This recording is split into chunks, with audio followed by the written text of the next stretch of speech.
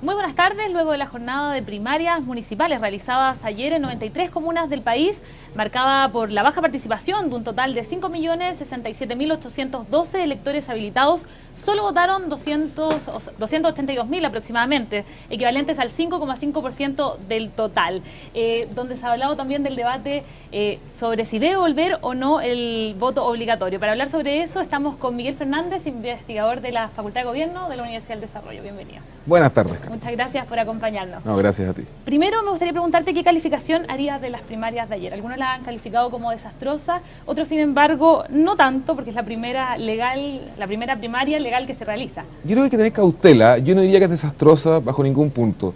Cuando uno mira las cifras generales dice votó el 5,4, 5,5% de la población y al parecer eso es un impacto mediático muy grande. Pero hay que tener ojo porque no compiten todas las fuerzas políticas, en verdad es solamente la nueva mayoría y de si le damos. Y en ese sentido, de hecho, yo soy mucho más optimista. Creo que para hacer un primer ejercicio de primarias legales fue bastante positivo. Claramente la participación en nivel general no es alta, pero 1 de cada 3 personas que votaron en la elección del 2012 por o los candidatos de la alianza o de la nueva mayoría volvieron a votar en estas primarias. Y eso al parecer es bastante más positivo, es ver el vaso medio lleno en esta nube, ¿no es cierto?, de pesimismo que hay con el área.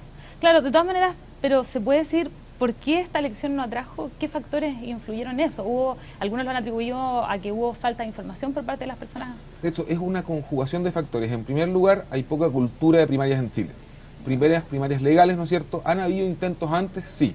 El año 2012 la nueva mayoría tuvo primarias en 142 comunas ya municipales. ¿Sí? Y cuando uno compara las comunas donde hubieron primarias en esa elección del 2012 y las primarias del 2016, hubo 40% más de participación. Es decir, en aquellas comunas que ya habían vivido procesos de primarias antes municipales, 40% más de gente fue a votar. Eso te dice que efectivamente hay un proceso de que la gente tiene que aprender a votar en primarias, tiene que tener cultura de primarias. Además de eso hay otros factores. El Día del Padre se mencionó, el Partido de Chile, y otros factores que no se han mencionado pero que son importantes. La fecha. Estamos a fines de junio, hace frío, estamos llegando al invierno, ¿no es cierto? Casi ahí. El año 93 hubo elección de invierno y tuvo muy baja participación. Y por eso las elecciones en Chile son en octubre, por ejemplo.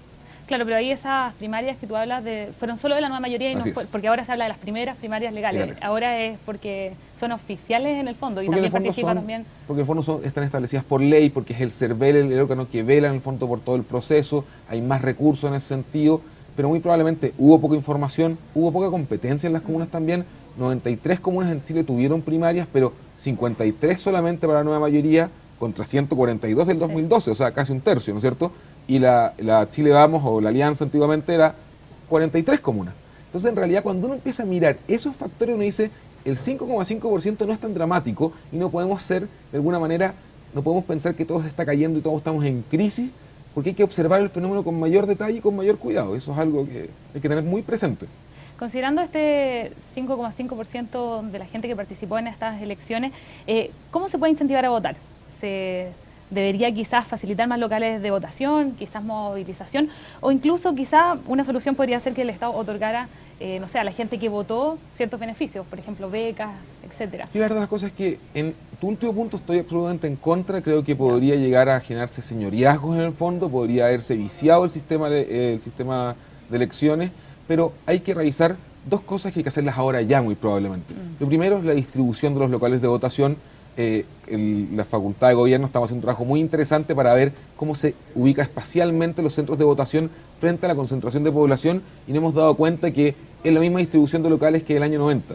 Y nadie puede decir que comunas como La Florida, Maipú, como San Pedro de la Paz, en la región del Biobío y tantas otras en Chile no han cambiado en el fondo la configuración donde está concentrada la población. Tenemos locales de los 90 por una población que se ha expandido en muchas comunas al año 2015. Y eso hay que revisarlo porque efectivamente entre más sea la distancia, es una hipótesis, más distancia al centro de votación, más difícil va a ser ir a votar y menos incentivo ir para votar. Y en cuanto a movilización, habría que ver nuevamente, hay que analizar esta configuración espacial de los locales de votación y donde vive la gente.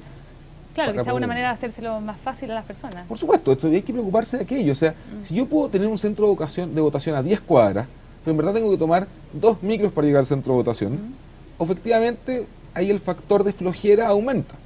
Si puedo ir caminando. Y eso hay que mirarlo atentamente porque no se ha hecho una revisión lo suficientemente profunda de aquel factor. Y después de saber la cantidad de gente que fue a votar, se ha vuelto a instalar este debate sobre si debería volver el voto obligatorio. ¿Qué opinas tú con respecto a eso? Yo soy un férreo defensor del voto voluntario, pero férreo. Te voy a dar 3 razones fundamentales. Lo primero es una parte ética sobre el votante. Cuando tú obligas a alguien a votar, él no tiene, en el fondo, el deber ético del ciudadano no es solamente ir a votar, es votar por un candidato que no vaya a generarle daño al país o a su comuna. Cuando tú obligas al ciudadano a votar, lo obligas a tomar una decisión independiente si está informado o no. Y no puede hacer su acción ética. Esto lo dice Jason Brennan, un autor norteamericano. Entonces, es el primer factor. No hay razón para obligar a una persona a votar. Lo segundo es un tema sobre los partidos políticos, fíjate. Yo creo que es demasiado fácil hacerles el voto obligatorio. Van a obligar a la gente a votar, eso genera menores incentivos a estar cercano a la ciudadanía, menores incentivos a movilizar a su fuerza. Y el último sector es el tema del financiamiento. De hecho, leí hoy día en la mañana, ¿no es cierto?, que está todo el tema de qué pasaría si la participación es baja. Cuando la participación es baja, independiente, hay un umbral base de 40%, que eso se traduce más o menos en 6.000 millones de pesos a repartir, ¿no es cierto? Si el voto fuera obligatorio y mantuviéramos tasas parecidas a las de el año 2009, por ejemplo, 2008, ese pozo subiría aproximadamente a 11.000 millones de pesos. 83% más de financiamiento recibirían los partidos solamente por un factor, que es el factor del voto voluntario contra el voto obligatorio. Entonces, si vivimos una época en la cual tenemos un diagnóstico más o menos claro de que la política está en problemas, de que hay que mejorar los mecanismos de transparencia, la cercanía con la ciudadanía, y vamos a hacer el proceso más sencillo para los partidos, creo que ahí hay una dualidad compleja y que no va a ser buena para la democracia en Chile. Claro, porque en el fondo se dividen un poco estos puntos de vista con respecto a las personas, digamos, de la nueva mayoría, quienes dicen que debería volver, y por otra parte, quienes fueron los impulsores en el año 2012 en el gobierno de Sebastián Piñera. Así es, de hecho, muy probablemente a la clase política en sí le gusta el voto obligatorio, esa es mi sensación al menos, pero a la nueva mayoría le gusta aún más, porque en el fondo ve que se le hace la tarea más sencilla, y a la alianza también le debe gustar, pero no puede hacerlo públicamente porque ellos impulsaron el proyecto de voto voluntario. Pero en ese sentido te voy a decir 100% estoy en contra del voto obligatorio, creo que es retroceder, creo que es quitarle libertad a las personas y es hacerle la tarea muy fácil a una clase política que tiene que hacer la tarea. Claro, porque algunos dicen incluso que sería mejor que la gente fuera, votara nulo o se abstenga, pero que vaya a votar. La verdad las cosas es que ir a votar nulo, mira, eso es lo que pasa, comparemos, hace poco estábamos hablando sobre Perú, ¿no es cierto? Perú tiene 25% de votos nulos y blancos, vota el 90% de la población, quitémosle ese 25% de votos nulos o blancos, quedamos en cuánto, en 65% de participación efectiva. Y en Chile uno tiene, en elecciones parlamentarias, 50% de participación efectiva. Es tan distante la participación efectiva, o sea, la gente que elige, al parecer no. Pero se genera una ilusión de que el sistema está más democrático, que está más legitimado en el fondo. Así que tener cuidado, porque muchas veces esto responde más a temas ideológicos, tener control del Estado sobre la población, coartar libertades, ¿no es cierto?, más facilidad a los partidos. Porque en realidad hay que ver otro tipo de factores, el tema donde están los locales de votación, depurar bien el padrón electoral. Por ejemplo, tú sabes que cuando uno mira el padrón electoral, ¿te acuerdas que hace un par de años se filtró, ¿no es cierto?, la lista de personas del CERVEL? La Comuna de Concepción, estaba haciendo el ejercicio ayer. Y uno ve y la gente que no tiene dirección, o sea que ni siquiera el CERVEL sabe dónde vive. 5% de la gente. La gente que tiene como dirección legal los hospitales donde nacieron, 4% de la gente. O sea, entre el 7 y el 10% del padrón de la Comuna de Concepción no sabes dónde vive. Esas cosas hay que mejorar para incentivar la participación.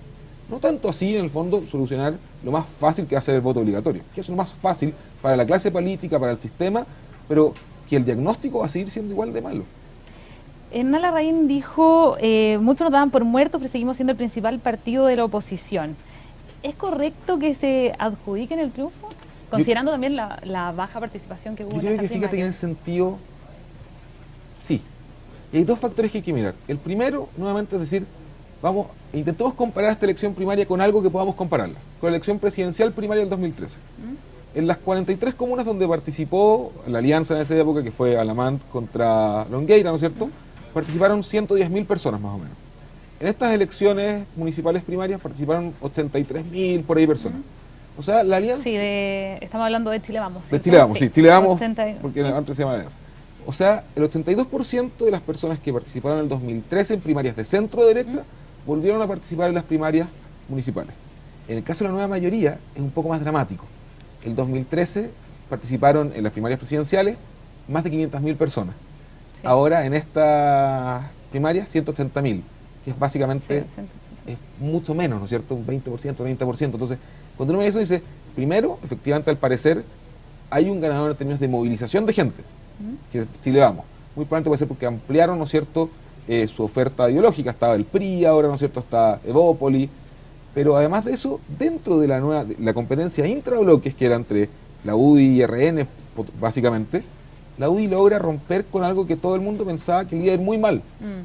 En el fondo ha tenido muchos problemas en los últimos 2 años la Unión Demócrata Independiente. La verdad, las cosas que le han pegado muy duro en prensa, sus políticos han estado involucrados en una gran cantidad de problemas legales, ¿no es cierto?, y éticos, y al momento de hacer la elección son los que logran movilizar mayor cantidad de gente, y RN se mantiene en su lugar histórico en los últimos 15 años de segundo en la coalición de centro derecha. ¿Puede tener que ver eso en que al ser una elección quizás poco atractiva y con un voto voluntario, que vaya a votar la gente mayor y quizás más conservadora? Lo que pasa es que ahí básicamente en una primaria lo que se juega es la capacidad de movilización de los partidos políticos, porque en el fondo hay poca información. Por ejemplo, no hubieron, ¿no es cierto?, franjas televisivas, que es algo que informa a gran parte de la población. Entonces, al final lo que se mueve, lo que se juega es qué capacidad tiene el partido político en su base, ¿no es cierto?, en su terreno, de movilizar electores que simpaticen con él. Y en esa contienda, la UDI le ganó a RN.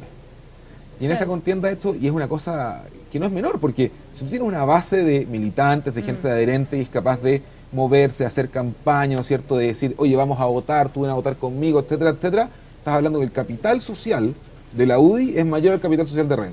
Claro, ¿y en qué pie queda RN ahora? Muy probable, no queda mala, hay que dejar eso claro, no queda mal. Porque tuvo RN, fueron 16 de las 37 en las que participó. No queda mal, no es que aquí se haya acabado RN, nada, pero se mantiene, ¿no es cierto?, ese sistemático efecto que ha tenido la centro derecha en Chile, que RN no es capaz de movilizar electores con la misma eficiencia que la Unión Demócrata Independiente. Y en ese sentido, en el fondo, la negociación que va a venir para las parlamentarias del próximo año, ¿no es cierto?, para las presidenciales, para lo que queda todavía de negociar en las municipales de aquí a octubre, la UDI queda en mejor pie, porque en el fondo es decir, mira, mis militantes, mis adherentes, se mueven más que los tuyos. Claro. ¿Y qué pasa con los partidos más chicos?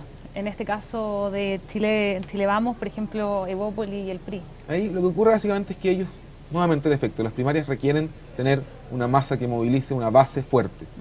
Y son partidos que están recién en formación, son partidos muy pequeños de hecho, que no tienen todavía una plataforma programática en todo el país, que no tienen militantes en todo el país. Por ende, lo que ocurre básicamente es una demostración de que aún son partidos inmaduros, si uno lo quiere decir así. Les falta proceso de crecimiento, les falta institucionalizarse, les falta quedar en el inconsciente colectivo de la ciudadanía, y en esta elección básicamente ellos iban a participar para poder hacer básicamente esos primeros pasos de que la gente los conozca. Claro. Muy probablemente la elección municipal de octubre les va a ir mejor que en esta primaria, pero es por un efecto de que tienen poco tiempo, son partidos muy jóvenes, requieren mucho más tiempo para poder formar una base sólida, ¿no es cierto?, como lo tiene la UDI y RN después de 25, 26 años de trabajo. Si no es una cosa que nazca un día para otro, un partido político no es levantar una olla y llevarse un partido, necesita en el fondo trabajo. ¿Y cuál es la nueva mayoría? Porque la Democracia Cristiana fue la que obtuvo mayor cantidad de candidatos. De los 42, 19 ganaron. Nuevamente, se repite el efecto que ocurrió el año 2012. A mí me gusta hacer esta paréntesis porque no se ha mencionado mucho que ya hubieron elecciones primarias en la nueva mayoría, concertación en ese momento hace 4 años atrás, en abril del 2012. Y ahí también ganó la Democracia Cristiana.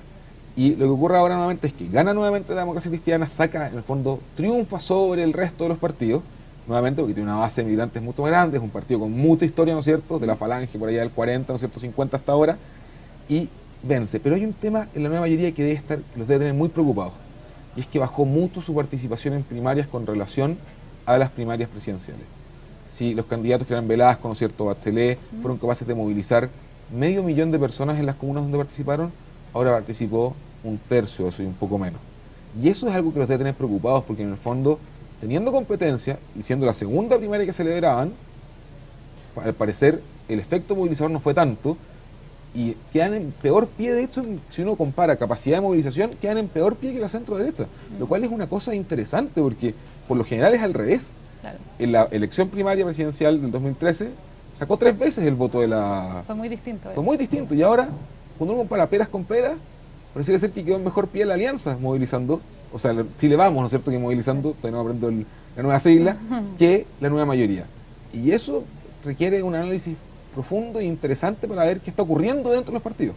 ¿Y qué nos dice que en Valparaíso gane el cantante Jay Méndez, que era cercano al PPD, frente a un candidato de trayectoria pública, que estamos hablando del exgobernador, que se llama Omar Jara? Es interesante porque Leopoldo Méndez es un outsider, es una persona que viene fuera de la clásico de los partidos políticos, que participa dentro de los partidos políticos y lo vence adentro de los partidos políticos. Y eso es básicamente porque puede tener un discurso de transparencia mucho más amplio, puede hacer guiños a ciertas cosas que para algunos podrían llegar a ser populistas incluso, ¿no es cierto? Hizo una ofertón en algún momento, entonces se acuerdan, grafitis nuevos, vamos a hacer, Sí. partió ayer diciendo que iban a hacer un sumario para ver dónde está lo que no tienen las personas del puerto. Pero el gran énfasis que tuvo, la gran fortaleza que tuvo DJ Méndez o Leopoldo Méndez, como voy a empezar a llamarlo ahora, es básicamente que es un outsider, que no se ve contaminado por lo que ocurre dentro de las condiciones políticas y se aprovecha de aquello, y su figuración pública. La gente lo conocía, en el fondo. Y eso genera movilización, genera que la gente, por último, ya el primer umbral para ganar es que la gente te conozca. Y DJ Méndez eso ya lo tenía. Y por eso Claro. básicamente se explica porque saca 8.000 votos siendo... Claro, que fue donde mayor cantidad de votos hubo. No sé si podemos ver la tabla al señor director sobre la cantidad de votos que hubo por comuna. Ahí en Valparaíso tenemos el total de 15.000 votos. votos, ¿no es cierto? Y esos 15.000 sacó 8.000 votos, si es que no me equivoco, Leopoldo Méndez. Claro, que sería la siguiente tabla, que la votación... Pero lo interesante, fíjate, ahí está, Leopoldo Méndez, Marcelo Pereira. Si uno mirara, por ejemplo, los primeros 5 candidatos con más votos, dice, mira, son todos de la nueva mayoría. Sí. Y uno puede tener ahí, ¿no es cierto?, decir a primera instancia, pareciera que le fue mejor a la nueva mayoría que a la alianza. Pero eso es a Chile Vamos, eso es porque básicamente las competencias primarias de la nueva mayoría se dieron en comunas con mayor cantidad de población. Y eso explica que tenga mayor cantidad de votos. No es que realmente haya participado más gente. De hecho, las comunas como Valparaíso, Arica, tienen en comparación con comunas como Futaleufú, ¿no es Sí, cierto? eso lo tenemos en la Sí, otra lo tabla. tenemos en la otra, más En la atrás, otra tabla. una Bueno, diferencia muy importante. Sí, acá. Aquí, miren, aquí, si uno mira esto, sin instancia, dice, muy poca gente votó en Palena, Futaleufú, La Estrella, Tocopilla, Saavedra, ¿no es cierto? Y mucha gente votó en Valparaíso, Coquimbo, Arica. Pero la verdad las cosas es que es al revés. De hecho, exceptuando a Saavedra, todas las otras comunas que tuvieron menor cantidad de votos tienen un porcentaje de participación mayor al nacional. Palena votó un cuarto de los electores del padrón electoral. 24% de la gente votó en Palena. O sea, fue una primaria muy exitosa. Claro, eso tiene Futaleufú que ver con que la cantidad de es población, o muy sea, en el chica, fondo... de hecho. Y en cambio en Valparaíso, Coquimbo, Arica, Los Ángeles y Ñuñoa votó el 1, 2, 3% del padrón. De hecho ahí, en el caso de Arica, votó el 6% porque habían 2 competencias, la de la nueva mayoría y la de la alianza. Y eso es lo que hay que mencionar. En estas elecciones, si hay una cosa que podemos saber a ciencia cierta, es que a mayor cantidad de población, menor cantidad de participación. Ya. Fue una relación inversamente proporcional. Puede ser una de las conclusiones De hecho, de esta sí. primaria. Y es básicamente ahí se explica en el fondo por el tema de la comunicación, por el tema del capacidad de control con menor gente. Pero es interesante cuando uno comienza a ver estos datos y uno dice, mira, las comunas rurales, las comunas más pequeñas son las que mejor se portaron en términos de ciudadanía. Fueron los que más participaron. Perfecto, muchas gracias, Miguel. Y a ustedes, por supuesto, los dejo invitados a seguir informándose en emol.com.